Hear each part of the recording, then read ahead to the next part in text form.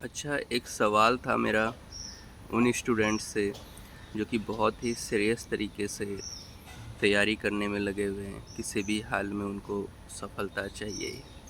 तो क्या वो अपने स्टडी को ट्रैक कर रहे हैं कि उन्होंने आज के दिन में कितने कितना टारगेट उन्होंने रखा था और कितना उन्होंने अचीव किया? क्या उनसे अगर ये पूछा जाए कि पिछले एक एक महीने में आपने कितना स्टडी टारगेट को अचीव किया, तो क्या उसका कोई ट्रैक रिपोर्ट है उनके पास? जनरली क्या होता है ना कि हमारे सपने या हमारा जो गोल होता है वो बहुत बड़ा होता है, या फिर हम बहुत बड़ी बड़ी बातें करते हैं।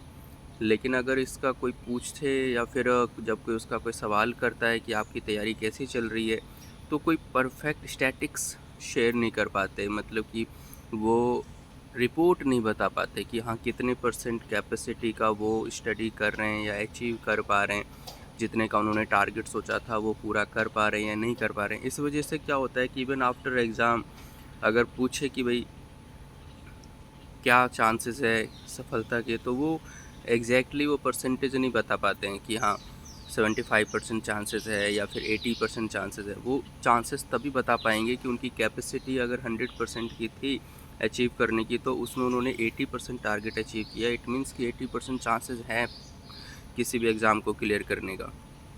तो मैं बस यही बोलना चाहूँगा कि आप बहुत अच्छे से तैयारी कर रहे हैं, सीरियस तरीके से तैयारी कर रहे हैं, तो प्लीज़ थोड़ा सा एक चीज़ और वैल्यू एडिशन कीजिए अपने रूटीन में।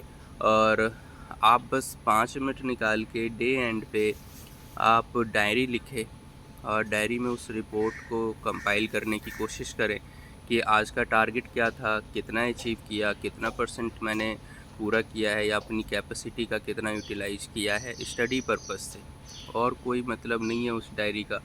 बस आप ये देखो कि अगर आपने 6 घंटे पढ़ने का टारगेट रखा था, 8 घंटे पढ़ने का टारगेट रखा था, तो उसमें आपने अगर 5 घंटे कवर कर लिए या फिर 6 घंटे, 4 घंटे, 3 घंटे जो भी कवर किया है, तो आप उसमें उसकी परसेंटेज निकाल के करो, ताकि जब मंथ एंड की बात आए तो एक एवरेज परसेंटेज निकल के आए कि कितने नंबर ऑफ़ आवर्स थे और कितना अचीव किया है। अब इस पे ये बात आती है कि भाई घंटे गिनवाने से या घंटे बैठने से कुछ नहीं होगा, इफ़ेक्टिव यूटिलाइजेशन होनी चाहिए टाइम का। तो मैं कहता हूँ आजकल तो प्रॉब्लम ये हो गई है कि वो हम बैठने को ही तैयार नहीं हैं। 8 घंटे 10 घंटे हम बैठे तो सही, अगर 10 घंटे कोई बैठेगा तो 6 घंटे 7 घंटे तो पढ़ ही लेगा। लेकिन आज बैठने की कैपेसिटी कम होती जा रही है, तो उस पे आप थोड़ा सा ध्यान दो। ये बस एक रूटीन या मतलब अपनी रूटीन में डायरी राइटिंग की आदत डालो, तो देखना इसका बड़ा इम्पैक्ट होगा। क्योंकि जब हम प्रोफेशनल स्टडी करने लग जाते हैं या किसी ऐसे गवर्नमेंट एग्ज़ाम की तैयारी करने लग जाते हैं, तो हमारे पेरेंट्स का इतना इंटरफेरेंस होता नहीं है हमारे पढ़ाई लिखाई में। वो बेचारे क्या बोल सकते, क्या गाइड कर सकते हैं। तो हम खुद ही सेल्फ गाइडेड होके अपनी तैयारी में लगे रहते हैं या फिर अपने मेंटर्स या टीचर्स की सुनते हैं। तो ऐसे सिचुएशन में हमें कोई सेल्फ गाइड कौन करेगा, तो वो हमारी डायरी है। क्योंकि डायरी आपको डेली रिमाइंड कराएगा, और आप देखना 5वें दिन या 10वें दिन जब डायरी राइटिंग की प्रैक्टिस हो जाएगी, तो आप खुद ही बोलोगे यार कितना परसेंट अचीव कर रहा हूँ मैं अपने टारगेट का।